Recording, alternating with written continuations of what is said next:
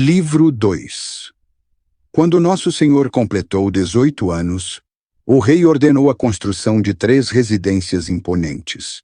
Uma com vigas quadradas desbastadas, revestida de cedro, quente para os dias de inverno, uma de mármore rajado, fresca para o calor do verão, e uma de tijolos queimados, coberta com telhas azuis, agradável para o tempo da semeadura, quando desabrocham as magnólias. Suba, Surama e Rama eram seus nomes. Jardins encantadores floresciam ao redor. Riachos serpenteavam com leveza e moitas perfumadas se estendiam, pontuadas por pavilhões iluminados e relvas suaves. Entre essas maravilhas, Siddhartha vagueava livremente. A cada hora, uma nova delícia lhe era oferecida, e ele passava dias felizes, pois a vida era abundante, com o sangue jovem pulsando em suas veias. Ainda assim, retornavam-lhe pensamentos sombrios, quando o lago prateado escurecia sob nuvens densas. Ao perceber isso, o rei convocou seus ministros. Considerai, senhores, o que disse o velho Rishi, e o que previram meus adivinhos. Este menino, mais precioso para mim do que meu próprio sangue, dominará o mundo, subjugando todos os seus inimigos, um rei de reis, como eu desejo. Ou então trilhará a via humilde e triste da renúncia, das dores compassivas, buscando não se sabe que virtudes, depois de renunciar a tudo o que é digno de ser guardado. E é para esse caminho que seus olhos pensativos parecem se inclinar, mesmo entre os meus palácios. Mas vós sois sábios, e podereis me aconselhar. Como poderão seus pés trilhar a estrada gloriosa que desejo, cumprindo os sinais auspiciosos que lhe darão a terra para governar, se ele assim quiser? O mais velho respondeu: Maharaja, o amor curará essas pequenas inquietações. Tecemos o encanto sutil da astúcia feminina ao redor de seu coração ainda livre. Que conhece este nobre jovem da beleza?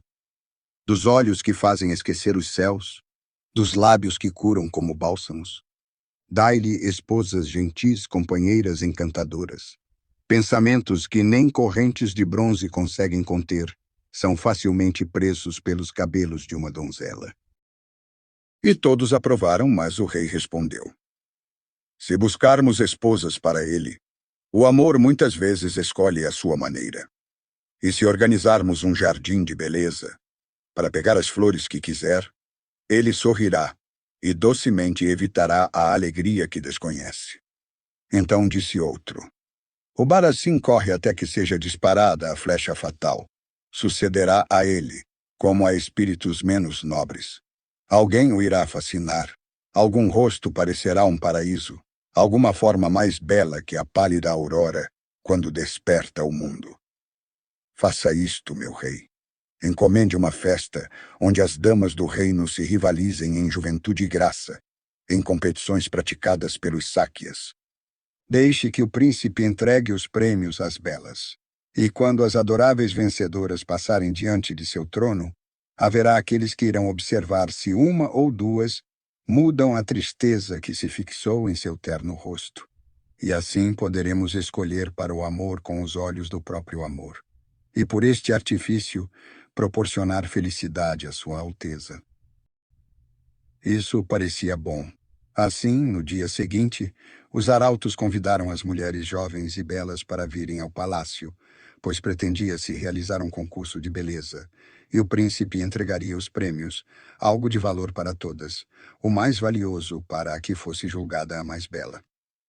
Assim, acorreram as donzelas de Kapilavastu para o portão, cada uma com cabelos escuros recém-alisados e presos, os cílios a brilhar com o bastão soorma, de banho recém-tomado e perfumadas, todas com xales e vestidos os mais alegres, mãos delicadas e pés recém-pintados de carmesim, e pontinhos claros pintados na testa. Era um belo espetáculo todas aquelas jovens indianas, desfilando lentamente em frente ao trono, com grandes olhos negros fixos no chão, pois quando viam o príncipe mais do que o medo da majestade, O que fazia bater seus corações agitados era ele se sentar tão impassível, gentil, mas tão além delas. Cada donzela pegava seu prêmio com olhos cabisbaixos, temerosa de olhar. E se as pessoas saudavam alguma como a mais formosa e digna dos sorrisos reais, ela ficava como um antílope assustado ao tocar a mão graciosa, depois corria para se juntar às suas companheiras, tremendo com o favor. Tão divino lhe parecia ele, tão elevado, santo e acima do mundo dela. E assim desfilaram elas, uma alegre donzela após outra, as flores da cidade, e todo este desfile de beleza estava terminando, e os prêmios sendo entregues, quando finalmente surgiu a jovem Yasodhara, e aqueles que estavam mais próximos de Siddhartha viram o jovem príncipe perturbar-se quando se aproximou a moça de radiante beleza. Suas formas pareciam moldadas no céu, um porte como o de Parvati, olhos como os de uma corça no cio, o rosto tão belo que não havia palavras para descrever seu encanto. E apenas ela olhou diretamente cruzando as mãos sobre os seios nos olhos do rapaz, sem curvar seu pescoço imponente. "Há algum prêmio para mim?" perguntou ela, e sorriu. "Os prêmios terminaram", respondeu o príncipe. "Contudo, tome isso como compensação, querida irmã. Tu, de cuja graça vangloria-se nossa felicidade." Com o que ele desatou o colar de esmeraldas de seu pescoço e prendeu suas contas verdes em torno de sua cintura escura e suave como a seda. E seus olhos se encontraram, e do olhar brotou o amor. Muito depois, quando plenamente iluminado, o Senhor Buda, ao ser inquirido por que seu coração inflamara-se à primeira visão da jovem Shakya, respondeu: "Não éramos estranhos, como pareceu a vós e a todos os outros. Há muitas eras, o filho de um caçador, brincando com garotas da floresta próximo da fonte Yamun, onde se eleva o Nandadevi, fazia o papel de juiz enquanto elas corriam sob os pinheiros como lebres, que brincavam de correr em círculos na hora do crepúsculo. Coroou uma delas com flores estreladas, outra com longas plumas arrancadas do faisão e do galo selvagem, outra com pinhões. Mas a que correu por último foi a primeira para ele. E a ela o menino deu um gamo domesticado além do amor do seu coração. E no bosque eles viveram muitos anos felizes. E no bosque juntos morreram. Vede, tal como brotos ocultos após anos sem chuva, também o bem e o mal, as dores e os prazeres, os ódios e os amores, e todas as ações passadas, surgem novamente ostentando folhas claras ou escuras, fruto doce ou azedo. Deste modo, eu era ele, e ela era Yasodhara. E enquanto girar a roda de nascimento e morte, aquilo que foi deve subsistir entre nós dois. Mas aqueles que observavam o príncipe na entrega dos prêmios viram e ouviram tudo, e contaram ao cuidadoso rei como Siddhartha sentara-se indiferentemente até que passou a filha do grande Supra-Buda, Yasodhara, e como ao vê-la ele subitamente mudara, e como ela olhara para ele e ele para ela, e falaram do presente, da magnífica joia, e além disso, o brilho eloquente de seus olhos. O afetuoso rei sorriu. "Vide, encontramos uma isca. Tratemos agora de retirar nosso falcão das nuvens. Enviemos mensageiros para pedir a donzela em casamento para meu filho." Mas era lei entre os Shakyas que quando alguém pedisse a mão de uma donzela, de uma casa nobre, bela e cobiçada, deveria fazer boa demonstração de sua destreza nas artes marciais contra todos os pretendentes a quem deveria desafiar. O costume não podia ser quebrado nem para os reis. Por isso, disse o pai da moça: "Digam ao rei que minha filha é pretendida por príncipes de longe e de perto. Se o seu muito gentil filho puder retesar o arco, manejar a espada e montar a cavalo melhor do que os outros, ele será o melhor em tudo e o melhor para nós. Mas como será isso possível? pelo modo como vive enclausurado. Então o coração do rei afligiu-se, pois agora o príncipe pedia a Doce Yasodhara por esposa em vão, com rivais como Devadatta, o mais notável com o arco, Arjuna, mestre de todos os cavalos fogosos, e Nanda, o melhor espadachim. Mas o príncipe Siddhartha dissimulou um sorriso e disse: Estas coisas eu também aprendi. Proclame que vosso filho irá medir-se com todos os que surgirem na arte que escolherem. Não acredito que perderei o meu amor para estes indivíduos. Assim anunciou-se que no 7º dia, o príncipe Siddhartha desafiaria quem quisesse competir com ele em atos de masculinidade. A coroa do vencedor seria Yasodhara. Por conseguinte, no 7º dia, seguiram os lordes Shakya e a gente da cidade e do campo de toda a redondeza até a esplanada. E a donzela seguiu também em meio a seus parentes, carregada como noiva, com música, liteiras alegremente adornadas e bois com chifres dourados, enfeitados de flores. Devadatta, de linhagem real, pediu sua mão, e também Nanda e Arjuna, ambos nobres, a fina flor de todos os jovens lá estavam, até que chegou o príncipe, cavalgando seu cavalo branco Kantaka, que relinchava, atônito em ver este grande e estranho mundo externo. Também Siddhartha olhava com olhos admirados para todas aquelas pessoas nascidas em condições inferiores ao trono, que moravam diferentemente dos reis, alimentavam-se diferentemente, e eram, contudo, tão parecidas possivelmente em alegrias e tristezas.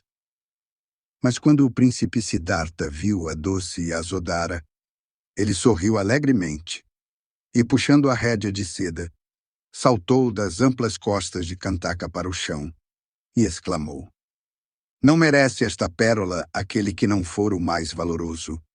Que meus rivais provem se sou atrevido demais em pretendê-la.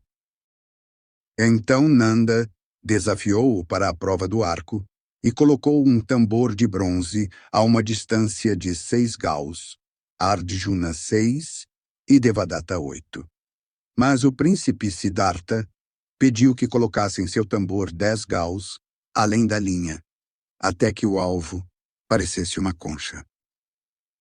Eles então dispararam, e Nanda atravessou seu tambor, Arjuna o dele, e Devadatta atravessou com uma flecha certeira ambos os lados de sua marca, de tal modo que a multidão ficou maravilhada e gritava.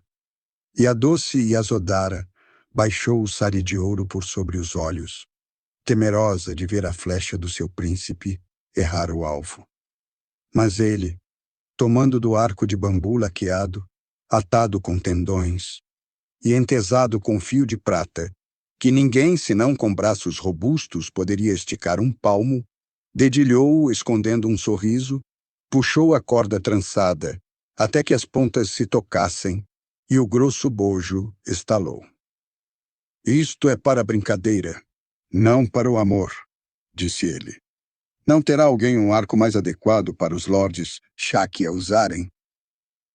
Há o arco de Sinhahanu, que fica guardado no templo desde não se sabe quando, que ninguém consegue encordoar, nem entesar se for encordoado, disse alguém.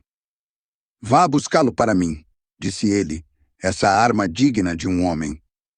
Trouxeram o arco antigo feito de aço negro, ornado com gavinhas douradas, curvo como os chifres do bisão. E por 2 vezes, Siddhartha testou a força do arco em seu joelho. Depois falou: Atirem agora com este, meus primos. Mas eles não conseguiam dobrar os teimosos braços um palmo sequer. Então o príncipe, curvando-se levemente, dobrou o arco, assestou o olho sobre o entalhe e fez vibrar a corda fortemente, a qual, como a asa de uma águia fazendo vibrar o ar, zuniu de maneira tão clara e alta que os enfermos que estavam em casa naquele dia perguntaram: Que som é este? E as pessoas lhes respondiam: É o som do arco de Sinhahanu, que o filho do rei retesou e vai atirar. Então, ajustando uma flecha, ele puxou e soltou, e a afiada flecha cortou o céu, e atravessou aquele tambor mais longínquo, sem deter o vôo, e deslizou por sobre a planície, além do alcance do olho. Então Devadatta desafiou com a espada, e cortou uma árvore talas de 6 dedos de espessura. Arjuna uma de 7, e Nanda cortou uma de 9. Mas 2 destes troncos cresciam juntos, e ambos a lâmina de Siddhartha cortou com um golpe flamejante, incisivo, mas tão suave, que os retos troncos permaneceram de pé, e Nanda bradou. O gume dele dobrou, e a donzela tremeu novamente ao ver as árvores de pé. Até que os devas do ar, que observavam, sopraram leves aragens do sul, e ambas as copas verdes estrepitaram-se na areia, completamente abatidas. Então trouxeram os cavalos muito fogosos, de nobre estirpe, e 3 vezes correram em torno da esplanada. Mas o branco Kantaka deixou até mesmo o mais veloz bem para trás tão rápido, que antes que sua saliva espumante caísse da boca ao chão, ele voava a uma distância de 20 lanças. Mas Nanda disse: nós também poderíamos ganhar com um cavalo como Kantaka. Tragam um cavalo chucro e deixemos que vejam quem melhor consegue cavalgá-lo. E assim os cavalariços trouxeram um garanhão escuro como a noite, puxado por 3 correntes de olhar bravio, com as narinas largas e a crina esvoaçante, sem ferraduras, sem sela, pois nenhum cavaleiro tinha ainda conseguido domá-lo. 3 vezes cada jovem Shakya saltou sobre suas costas poderosas, mas o fogoso cavalo empinava furiosamente, atirando-os no chão, cobrindo-os de pó e vergonha. Somente Arjuna manteve-se sentado por algum tempo e, pedindo para soltar as correntes, chicoteou o flanco do negro garanhão, sacudiu o freio e segurou firmemente a boca soberba com as mãos fortes de um mestre, de modo que, em meio a assaltos de fúria, de raiva e de medo, o selvagem corcel deu uma volta no prado semidomado, mas subitamente voltou, mostrando os dentes, agarrou Arjuna pelos pés, lançou-o ao chão e o teria morto, não tivessem os cavalariços acorrido, acorrentando a besta ensandecida. Então todos bradaram: não deixem que Siddhartha mexa com este Bhut, cujo fígado é uma tempestade e o sangue uma chama vermelha. Mas o príncipe disse: retirem as correntes, deem-me apenas seu topete. E ele, Siddhartha, o segurou com tranquilidade, dizendo algumas palavras em voz baixa.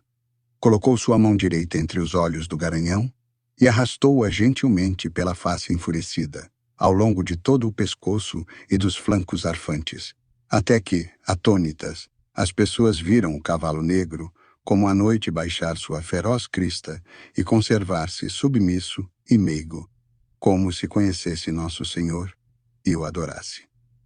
Também não se agitou quando Siddhartha o montou, seguiu sobriamente ao toque do joelho e da rédea, sob o olhar de todos, ao que as pessoas disseram: não se esforcem mais, pois Siddhartha é o melhor.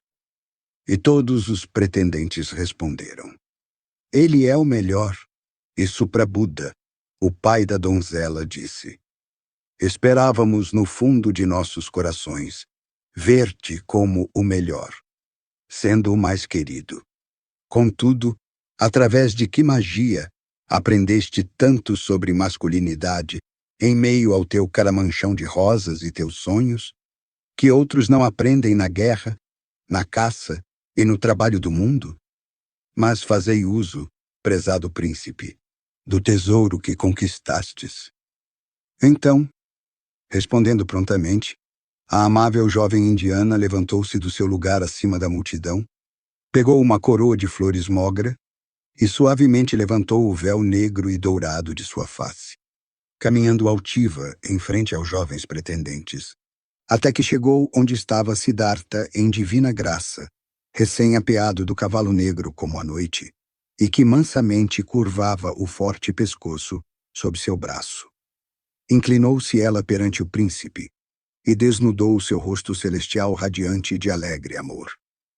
Então, em seu pescoço, ela pendurou a fragrante grinalda e sobre seu peito deitou sua cabeça perfeita. E se inclinou para tocar-lhe os pés, com olhos orgulhosamente alegres, dizendo: Querido príncipe, veja-me, eu que sou tua. E toda a multidão alegrou-se, vendo-os passar de mãos dadas, os corações batendo no mesmo ritmo, o véu negro e dourado mais uma vez baixado sobre o rosto da jovem. Muito tempo depois, quando já estava iluminado, perguntaram ao Senhor Buda sobre esses acontecimentos e por que ela usava aquele véu negro e dourado e pisava tão orgulhosa. E o honrado por todo o mundo respondeu: Para mim, isto era desconhecido, embora parecesse ter alguma ideia a respeito. Pois enquanto a roda do nascimento e morte gira, as coisas e os pensamentos passados e as vidas enterradas retornam. Lembro-me agora a miríades de chuvas, época em que eu, um tigre, errava pelos bosques suspensos do Himalaia, listrado e faminto como os de minha espécie. Eu, que sou Buda, ocultava-me no capinzal, olhando fixamente, com olhos verdes cintilantes, as manadas que pastavam perto de meu covil, aproximando-se cada vez mais da própria morte. Ou quando, sob as estrelas, perambulava em busca de uma presa, selvagem, insaciável, farejando os caminhos em busca de pegadas de um homem ou de um gamo, em meio às feras que eram então minhas companheiras, na selva profunda ou próximo ao gil juncado. Encontrei uma tigresa, a mais graciosa da floresta, que punha os machos em pé de guerra, seu pelo cor de ouro, bordado de preto como o véu que Yasodhara usava para mim. O combate, com unhas e dentes, foi quente naquele bosque, enquanto sob um nen a bela fera, cortejada desta maneira feroz, observava-nos sangrar. Eu me lembro de que, ao final, ela veio ronronando, passando por este e por aquele senhor da floresta machucado que eu havia vencido e, com mandíbulas bajuladoras, lambeu-me o flanco que arfava pesadamente e comigo seguiu, amorosamente, para o interior da floresta, com passos altivos. A roda de nascimentos e mortes gira para baixo e para cima. Consequentemente, a donzela foi entregue ao príncipe por união voluntária, como um desejado espólio. E, quando as estrelas estavam favoráveis, sendo Mesha, o carneiro vermelho, o senhor dos céus, foi realizada a festa de casamento, segundo os costumes dos Shakyas. O gade dourado foi colocado, o tapete estendido, as grinaldas de casamento penduradas, os adereços de braços atados, o bolo doce partido, o arroz e o atar jogados. As duas palhas flutuavam no leite avermelhado e se aproximaram, o que era sinal de amor até a morte. Os 7 passos foram dados 3 vezes em torno da fogueira. Os presentes entregues aos homens sagrados. No templo, as esmolas foram dadas e as oferendas feitas, os mantras cantados, as vestimentas da noiva e do noivo atadas. Então disse o velho pai de Yasodhara: Adorável príncipe, aquela que até aqui foi nossa, é somente tua agora. Seja bom para ela, que te entregou sua vida. Em seguida, com canções e trompetes, trouxeram a doce Yasodhara para os braços do príncipe, e tudo foi só amor. Contudo, o rei Suddhodana não confiava somente no amor, e ordenou que se construísse uma prisão do amor, imponente e bela, para que em toda a terra não houvesse maravilha igual a Vishramvan, o local de recreio do príncipe. A meio caminho naqueles amplos terrenos do palácio, elevava-se uma colina verdejante, cuja base era banhada pelo Rohini, que descia murmurando dos amplos sopés do Himalaia, para prestar tributo às ondas do Ganges. Ao sul, uma plantação de tamarineiros, encorpada com pálidas flores gante cor do céu, isolava o mundo, a não ser que o murmúrio da cidade viesse com o vento não mais forte que o zumbir das abelhas ocultas nas moitas. Ao norte, elevavam-se as rampas imaculadas da enorme muralha do Himalaia, alinhadas em brancas fileiras contra o azul, inexploradas, infinitas, maravilhosas com vastos planaltos, e este universo elevado de crista e rochedo, acostamento e saliência, verde declive e agulha de gelo, desfiladeiro escarpado, precipício fragmentado, elevava o pensamento cada vez mais, até que parecia estar-se no céu, a falar com os deuses. Sob as neves, estendiam-se florestas sombrias, bem guarnecidas, com cataratas que saltavam veladas pelas nuvens. Mais abaixo, cresciam carvalhos rosa e os grandes bosques de pinheiros, onde ecoava o chamado do faisão e o rugido da pantera, o tropel de carneiros selvagens sobre as pedras e o guincho das águias que voavam em círculo. Mais abaixo ainda, a planície brilhava como um tapete de orações aos pés daqueles divinos altares. Em frente, os construtores levantaram o claro pavilhão, bem plantado na colina, com terraços e torres em ambos os flancos e abóbadas, com pilares ao redor. As vigas eram entalhadas com histórias dos tempos antigos, Radha e Krishna, e as moças das florestas, Sita, Hanuman e Draupadi. E no pórtico mediano, o deus Ganesha, com disco e gancho para propiciar sabedoria e riqueza, sentava-se benévolo, enrolando sua tromba oblíqua. Através dos caminhos sinuosos dos jardins e do paço chegava-se ao portão interno, feito de mármore, branco com veios cor-de-rosa, a padieira em azul, a soleira em alabastro e as portas de sândalo, com painéis ilustrados, por meio das quais podia-se chegar aos sublimes sagões e aos caramanchões ensombrados, sobre escadas imponentes, através de galerias guarnecidas de treliças, por sob tetos pintados e aglomerado de colunas, onde corriam fontes frescas guarnecidas de lótus e nelumbo. E os peixes cintilavam nas cores prata, escarlate, ouro e azul. Em nichos ensolarados, gazelas de olhos grandes comiam as rosas vermelhas desabrochadas, e pássaros com asas cor do arco-íris esvoaçavam entre as palmeiras. Pombas, verdes e cinzas, construíam seus ninhos em segurança nas cornijas douradas.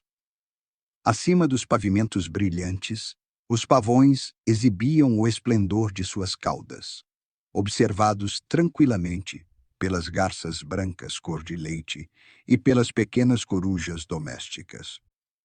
Os papagaios de pescoços cor de ameixa balançavam-se de fruta em fruta. Os amarelos colibris zumbiam de flor em flor. Os tímidos lagartos aqueciam-se sem receio sobre a gelosia. Os esquilos corriam para comer na mão, pois tudo era paz. A tímida serpente negra que traz sorte às residências, sonolenta, dourava seus anéis ao sol sob as flores, onde brincava o cervo almiscarado, e macacos de olhos marrons palravam com os corvos. E toda esta casa de amor era bem servida por doces atendentes, de modo que em todo lugar, em cenários admiráveis, encontravam-se rostos gentis, conversa agradável, deleite em servir, cada um contente em agradar, feliz em dar prazer, orgulhoso por obedecer. De modo que a vida seguia agradável, como um riacho sereno, margeado por flores perpétuas, e Yasodhara era a rainha da corte encantada. Porém, no mais recôndito, além da riqueza daquela centena de sagões, ocultava-se um aposento, onde a habilidade gastara todas as adoráveis fantasias para aquietar a mente. A entrada do aposento era uma praça cercada que tinha como teto o céu, e no centro, um reservatório construído com mármore leitoso e pavimentado com placas de mármore branquíssimo, limitando a borda do reservatório, nos degraus e em toda a extensão do friso, um cuidadoso trabalho de ágatas embutidas. Tranquilo como caminhar sobre a neve no verão era demorar-se aí. Os raios do sol fluíam dourados, e passando pelo pórtico e pelo nicho, eram amortecidos até se tornarem sombras prateadas, pálidas e fracas, como se o próprio dia fizesse uma pausa e surgisse o entardecer em amor e silêncio no portão daquele refúgio. Pois atrás do portão estava o aposento, belo, doce, uma maravilha do mundo. Uma luz suave descia das lamparinas perfumadas através das janelas de nácar e estrelas coloridas de luzente película, estendidas sobre tecidos dourados e camas de seda, e o pesado esplendor das pesadas cortinas, que se afastava apenas para admitir a mais bela. Aqui, fosse noite ou dia, ninguém sabia, pois sempre fluía uma luz suave, mais clara que a luz do sol ao nascer, porém tão suave quanto a do entardecer. E sempre sopravam brisas agradáveis, que trazem mais alegria do que as da manhã, e que são tão frescas quanto o alento da meia-noite. Noite e dia os alaúdes suspiravam, e noite e dia comida deliciosa era servida, e frutos cobertos de orvalho, gelados com a neve do Himalaia, e guloseimas feitas de sutis iguarias, com doce de leite vegetal em copo de marfim apropriado. E noite e dia aí trabalhava um grupo escolhido de dançarinas, copeiros e tocadores de símbolos, ministros do amor, delicados, de tez escura, que abanavam os olhos adormecidos do feliz príncipe. E quando ele despertava, levavam seus pensamentos de volta à bem-aventurança, com música a sussurrar em meio às flores, e o encanto de canções amorosas e danças suaves, acompanhadas pelo tilintar de guizos presos aos tornozelos, e pelos movimentos dos braços e o som das cordas prateadas da vina. Enquanto essências de almíscar e a névoa azul espalhada pela queima de condimentos acalmavam novamente sua alma, levando-o a cochilar ao lado da doce Yasodhara. E assim, Siddhartha vivia sem lembranças. Além disso, o rei ordenou que, no interior daquelas muralhas, nenhuma menção fosse feita a respeito de morte ou velhice, aflição, dor ou doenças. Se alguma dançarina desfalecesse na adorável residência real com olhar turvo, pés fatigados pela dança, a inocente criminosa era exilada daquele paraíso, para que o príncipe Siddhartha não visse e sofresse com sua angústia. Intendentes de olhos claros tratavam de executar a sentença sobre aqueles que falassem do cruel mundo exterior, onde havia dores e pragas, lágrimas e temores, e lamentos dos enlutados, e a fumaça repugnante das piras crematórias. Era traição se um fio de prata aparecesse na trança de alguma cantora ou dançarina, e a cada amanhecer eram arrancadas as rosas que murchavam. As folhas mortas eram escondidas, e tudo que pudesse chocar ao ser visto era removido. Pois, disse o rei, se ele passar sua juventude longe de tais coisas, que provocam o desejo e acorrentam o pensamento, à sombra deste destino, grande demais para um homem, pode provavelmente se extinguir, e eu o verei crescer até aquela grande estatura de bela soberania, quando irá governar todas as terras, se quiser governar, o Rei dos Reis e a glória do seu tempo. Por isso, em torno daquela agradável prisão, onde o amor era o carcereiro e as delícias as grades, mas afastado dos olhares, o rei ordenou que se construísse uma muralha maciça, e na muralha, um portão com portas de bronze, que para fazê-las girar por sobre as dobradiças, eram necessários 100 braços. E o ruído daquele prodigioso portão, ao se abrir, era ouvido ao longe. E dentro deste, um outro portão foi feito, e ainda um terceiro. Através dos 3 precisaria passar alguém para deixar aquela casa de prazeres. Havia 3 poderosos portões, com trancas e barras, e, acima de cada um, uma sentinela de confiança. E a ordem do rei era: não permitam a nenhum homem passar pelos portões, nem que seja o príncipe, meu filho, pois pagareis com vossas vidas.